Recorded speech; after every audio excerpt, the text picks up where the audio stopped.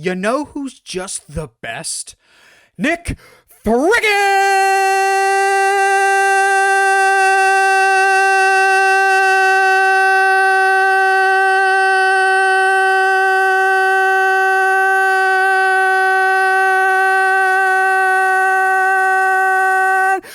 Cage! Woo! Now that I have your attention, Nicolas Cage's The Unbearable Weight of Massive Talent is his latest and probably wackiest flick to date. Basically, the premise of this movie is Nicolas Cage plays Nick Cage, a down-on-his-luck actor that gets hired for a gig for $1 million to basically hang out with a rich guy played by Pedro Pascal.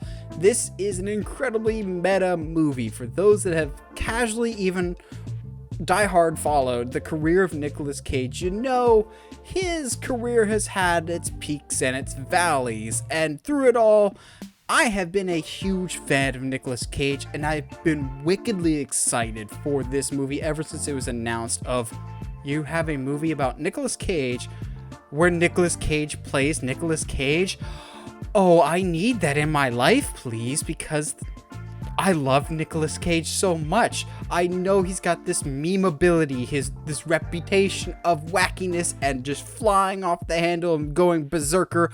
I love it because at the core of it, he really is a great actor that I think gets saddled with some bad movie roles due to bad financial decisions in his past, which really plays into what makes this movie so great. It's a loving send-up to the man, the myth, the legend that is Nicolas Cage.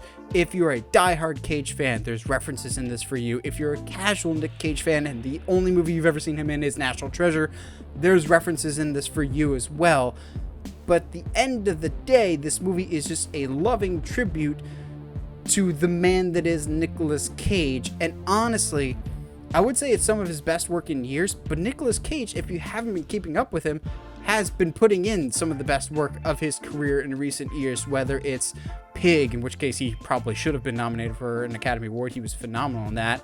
Willy's Wonderland was fantastic. Color Out of Space, Mandy, and now this, in which case he's playing kind of a parody of himself. He's been very open about this movie of like, it's not really how he is in real life, but it's wacky nonetheless. So him and Pedro Pascal are the heart of this movie. They are really what makes this movie work. Their friendship and their relationship in this is so much fun. I would watch so many more movies of just the two of them hanging out, doing stupid stuff, because they have such a natural chemistry in this movie. I loved every minute that they were on screen. They have such great dynamic playing off of each other. One minute Nicolas Cage is a straight man, the next Pedro Pascal is a straight man. The Mandalorian does Pedro Pascal disservice, hiding how good his facial expressions are. There's so many great moments in this that just Pedro Pascal's face makes me crack up. Now, I am a huge Nick Cage fan, so I was on the hunt for the Easter eggs in this movie, and I'll tell you what, there's some deep cut Easter eggs, and I loved it. This is a love letter to Nicolas Cage in every sense of the word. It's not a perfect movie. If I had any gripes with it, it's that the last third of the movie kind of drifts away from really clever meta comedy to more of a generic action movie. It's not bad, it's just very paint by the numbers, whereas the rest of the movie is very original and fun.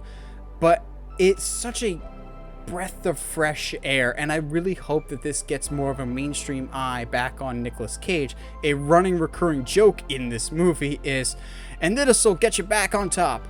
Not that I ever went anywhere. Not that you went anywhere. And that's kind of my mindset is Nicolas Cage never went anywhere. It's just I think people stopped looking for the good performances because it's so much easier to make fun of him, which is not fair to the man who's honestly been putting in some great performances and always does. Yes, he's a bit eccentric, but he puts in good performances and he knows his stuff a lot better than people are giving him credit for.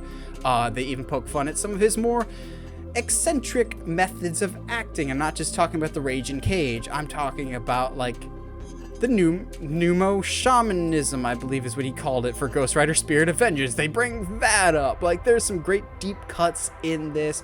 There's certain moments that I was almost rolling on the floor laughing in my theater. This is a fantastic movie. Honestly, as it stands right now, including some heavy hitters like The Northman and The Batman, this might be my favorite movie of the year, just for how, I don't want to say simple, but it's just a simple, fun, let's celebrate that movies bring people joy, and Nicolas Cage brings people joy, and there's nothing wrong with enjoying something. Nicolas Cage loves making movies, and that's something to be celebrated. I think he's a person that needs to be celebrated, and I'm not just saying this as a Nicolas Cage fan. This is a great comedy. This will go down as one of the best comedies of 2022, and I don't see a lot of others getting even close this year. I think it helps being a Nicolas Cage fan, but you don't necessarily need to be. I think you'll see it as just a fun comedy, but if you've done the homework, if you've watched Face Off or Con Air or National Treasure, The Rock, you'll get a lot more of the references. There's some real deep cut jokes in here that I really, really appreciated. And there was one reference in particular that I was waiting for. It is there. It's at the very end, but I'm glad it was there. The one reference that I was looking for. So honestly, if you are either a fan of Nicolas Cage or just a fan of good comedies in general, I cannot recommend The Unbearable Weight of Massive Talent enough. I thoroughly enjoyed it. I was laughing my head off, but at the same time, I already have a deep appreciation for Nicolas Cage, but this movie gave me an even deeper appreciation. I'm just like, you know, not that you went anywhere, but it's nice to have you back, Nicolas Cage. Well, what did you guys think of The Unbearable Weight of Massive Talent? Have you seen it? Are you interested in all in it? Whatever your thoughts, let me know down in the comments below. I always like hearing from you guys. And as always, if you like what you see and want to see more, subscribe to the channel or subscribe to us wherever you get your podcasts. Just search for Uncharted Media Podcast and you can find us there. And as always, stay sharp, movie guys and gals.